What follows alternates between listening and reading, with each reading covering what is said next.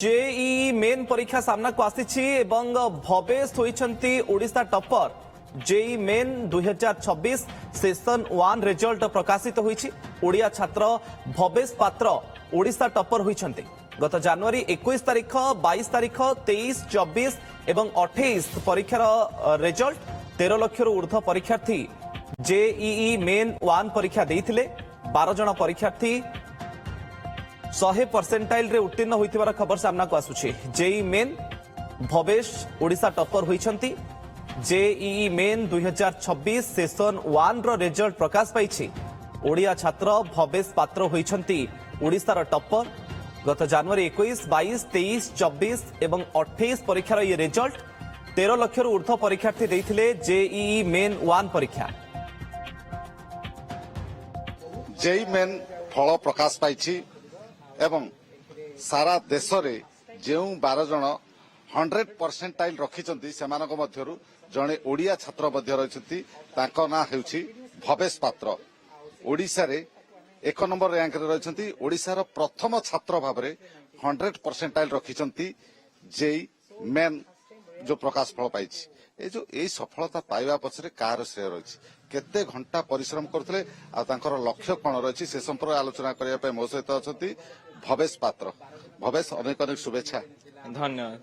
भवेश जो JEE main exam फल प्रकाश पाइला, आपण सारा भारत रे जो 12 जन 100% रखिछन्ती, आपण प्रथम ओडिया जे के 100% रे उत्तीर्ण होइछन्ती। हाँ, बहुत खुशी लगुच आटा सब हार्डवर्क फल। केते घंटा दिन को परिश्रम करते माने घंटा तो पाखापाखि 10 घंटा हो जाऊथिबा हेले मु घंटा हिसाब रे पढ़ नथली। मु या सजेस्ट करी कि आपन को टारगेट फिक्स करके पढ़ियार अछि। केमती टारगेट फिक्स करथले? माने प्रतिदिन फिजिक्स रो टिके केमिस्ट्री रो टिके एवं मैथ्स रो टिके हेमती टारगेट फिक्स करके आपन को पढ़ियार अछि। आपण निजे फिक्स करथले ना टारगेट, ना आपन को पछरे जो कोचिंग टीचर माने? हाँ, से माने भी हेल्प करथले। मु भी बेले बेले निजर कंट्रीब्यूशन रखुतली। माने सेमती ही डिसाइड होतिला। आपण विरक्त हो जाउ नथले? ना, सेटा माने निजको भीतर ही मोटिवेट करिया पड़े। सेती कष्ट करिया मोटिवेट निजको करथले? के मोटिवेट करूथला? माने सरकर बहुत रोल रही। माने ज्योतिष सर, अम्बुज सर आ मामा बापांकर भी बहुत रोल रही। तो से माने मते मोटिवेट करथले। आपण ए जो मोबाइल बा स्मार्टफोन तो केते दूर रे रहउथले?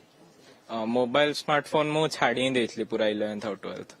11 12 रो पूरा मोबाइल छाड़ देइथली? आज्ञा। कोनसी सोशल मीडिया रे किछि देखियो ना?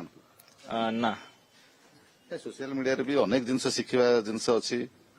हाँ, शिक्षा जिनस अच्छी हेले मते मो पई मोबाइल टा डिस्ट्रैक्शन भलिया काम करथला। तो मु मोबाइल देखा बंद कर देली। जेई मेन रे आपण 100% रखिले। जेई एडवांस तो देबे? जेई एडवांस पे केमती प्रिपरेशन? जे एडवांस पे भी हमरो मेंटर माने ज्योतिष सर, अम्बुज सर बहुत हेल्प करिया। से माने टेस्ट पेपर गुडा देबे, सेडा कंसिस्टेंटली सॉल्व करिवि। आउ क्वेश्चंस और मॉड्यूल्स भी देबे, सेडा भी सारी। आपण को भले स्टूडेंट अनेक समय 10 घंटा 12 घंटा 18 घंटा पर्यंत पढुछंती, किंतु रिजल्ट पाई पारु नाहंती।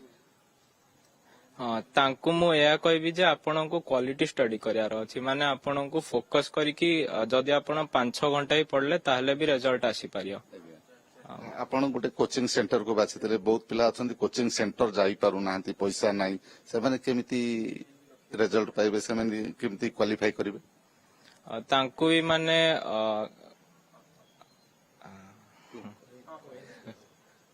तांकु भी मु या ही सजेस्ट करी कि आपण को कोहेन आसिया कथा आ एठी माने मेंटर माने हेल्प करि दे। कोचिंग सेंटर जाई परिबेनी, पैसा नाही, से कोन क्वालिफाई करि परिबे नाही? हाँ, करि परिबे। कोन क्वालिफाई करिवे? माने आपण को जेई मेंस पई तो एनसीईआरटी टा भलरे कर देले एटा सफिशिएंट हबो। एडवांस पई आपण को टिके रेफरेंस बुक भी करिया को पड़ियो। आईआईटीएन हबा पई आपण को भारी इच्छा? हाँ। को कॉलेज को इंस्टीट्यूट बाछिसन? ना, एबे पर्यंत बाछिनी को कॉलेज को जेबी। लक्ष्य थिबो कि अमको इंस्टीट्यूट रे जाई कि मु स्टूडेंट हेबी? ना, एबे लक्ष्य नै। सेडा जे एडवांस देला परे मु फाइनल करी। ए एडवांस रे 100% रहिबो? सेडा कष्ट तो करी, सेडा परे जणा पड़िया रहियो कि नै। Thank you, good luck. Thank you. शुणुले भवेश पात्रंकर प्रतिक्रिया। जेई एडवांस देबे एवं जेई एडवांस रे भलो परसेंटेज रखिकी एवं IIT India top most IIT institute रे नाम लिखेबे एवं बड़ कैरियर करिवे बोली ताकर लक्ष्य रही।